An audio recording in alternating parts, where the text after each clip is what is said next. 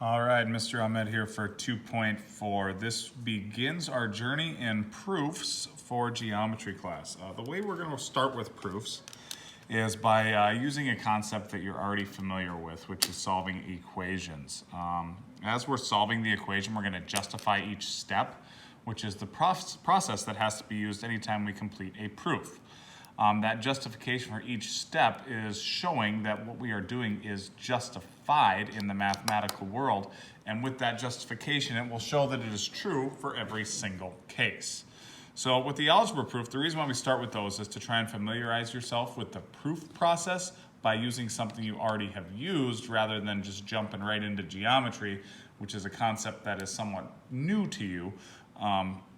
And we'll work our way from the algebra proofs right into the geometry proofs. So, starting off, we're going to talk about some algebraic properties of equality. And these are properties that you have used, you probably just did not name them every time you used them. And the first one is the addition property of equality. And for any equation, if I have A to equal B, then A plus C is also equal to B plus C. So what happened to the equation? From the original equation, we added something to both sides. And what we added to both sides is the C. So I can add something to both sides of the equation as long as it is the same on both sides. And if I add to both sides of an equation, I'm using the addition property of equality. For the subtraction property of equality, it's very similar. If I subtract something from both sides, so the original equation just has A equals B, and we subtracted C from both sides of the equation. If we do that, we are using the subtraction property of equality. With the multiplication property of equality, original equation, A equals B. If I multiply something on both sides of that equation, it will produce a equivalent equation. C cannot equal 0 for that property, so we don't multiply both sides by 0. The division property of equality states that we can divide something on both sides. In this case, C is being divided from the original equation. Again, we cannot divide by 0. That is undefined. And the substitution property of equality states that if A is equal to B, then we can substitute A in for B, and vice versa. B could also be substituted in for A.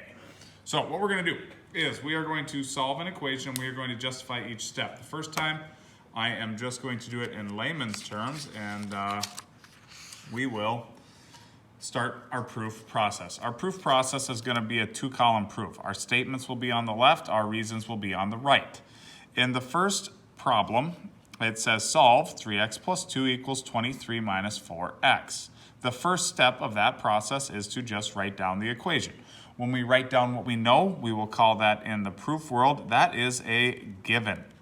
It was given to us, so we used it. The next step, the original equation, seems to be changing by adding 4x to both sides because we're rounding up the x's. So to bring the negative 4x to the other side, we would add it to both sides.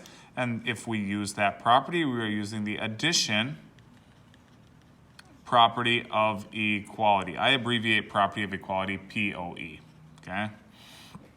And the next step was combining like terms. If we combine like terms, the reason is we combine like terms or we simplify.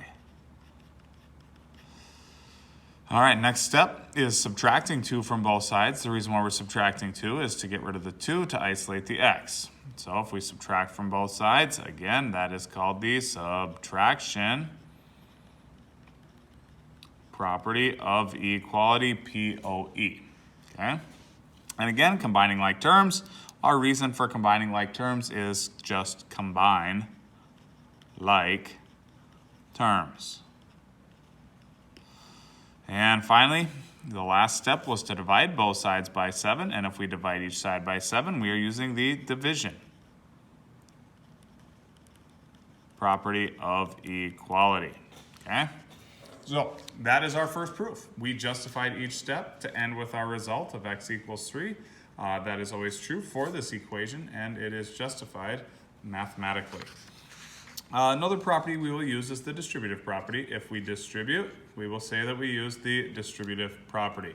We can distribute over a sum and over a difference. We have done that quite a bit already, so not a whole lot of new information there, but we will use that as a reason in our proofs.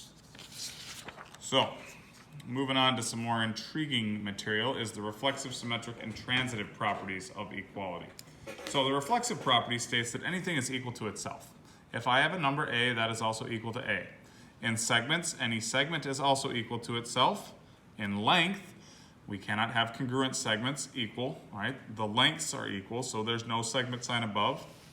And with angle measures, any angles equal to itself. So angle A is equal to angle A. When that's going to appear is as we keep moving forward, we'll see some diagrams, something like this,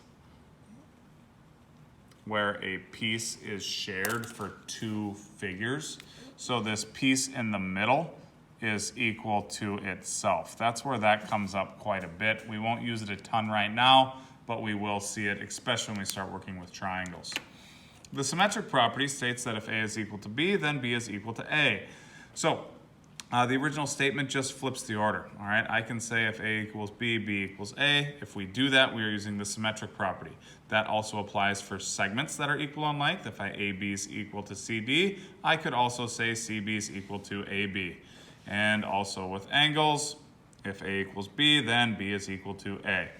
And finally, the transitive property involves three equal things, okay? So if A is equal to B and B is equal to C, I highlighted those in blue because they're the same thing. So if A is equal to B and B is equal to C, then A must also be equal to C. Okay, so that is very, very similar to what we just did in 2.2 when we were looking at the statements and using the law of syllogism. Okay, three things that are all equal. And in a similar manner for segments, if AB is equal to CD and CD is equal to EF, CD is common between the two, so AB has to be equal to EF. And also with angles, if A is equal to B and B is equal to C, then the measure of A also would have to equal the measure of C. So these two match up. We can write a new statement saying A is equal to C. So we will use these properties quite a bit, especially the transitive property. That comes up a lot. And for this current exercise, we're just mainly going to have to identify which property is being used. So a couple examples of that. If measure of angle 6 equals measure angle 7, new statement, then 7 is equal to the measure of angle 6. So what happened? Well, we flipped the order. If we flipped the order, the property that was used was the symmetric property of equality, POE. The next one says 34 is equal to 34, something equal to itself. If something's equal to itself, that is the reflexive property of equality. And the last one, angle 1 is equal to the measure of angle 2. Well, there's angle 2.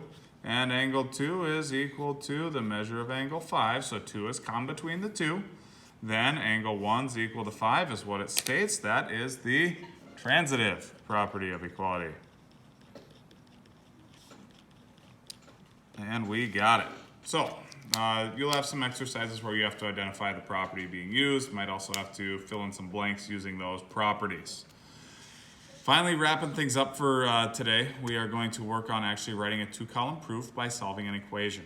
So it says solve each equation and justify the steps. So when we do that, we're going to make a little T-chart here where it says statements on the left, reasons on the right. Okay. I want to number my steps, and my first step is to write down the problem. So step 1, 5x minus 10 equals negative 40. The reason is that is given. Now we are going to start solving. So for step 2, the first thing I would do is add 10 to both sides. Now I'm not going to write down that I added 10. I'm just going to skip to the next step because I can add 10 in my head. So 5x is equal to negative 30. We added 10 to both sides, so we use the addition property of equality, POE. The next step would be to divide, so we are going to use the division. I'm probably spelling division wrong. Property of equality. And when we divide both sides by 5, we get x to equal negative 6. X is solved for. We're done. We justified each step. We have completed our first proof on our own. One more example here. This one does not have the chart, so you're going to have to write your own chart. Make your T-chart. Left side, statements. Right side, reasons. From here, step 1, write down the problem. 6x plus 17 equals negative 7. Reason, given. From here, the first thing I would do is I would subtract. If I am subtracting, I'm going to subtract the 17. I'm using the subtraction property of equality. And when I subtract 17 from both sides, negative 7 minus 17 is negative 24. And we still have our 6x. Notice I don't actually write the minus 17 because then it gets confusing to the next step. All right, step 3. Divide 6, x equals negative 4. We use the division property of equality. And that is all we have for today. Have a good one.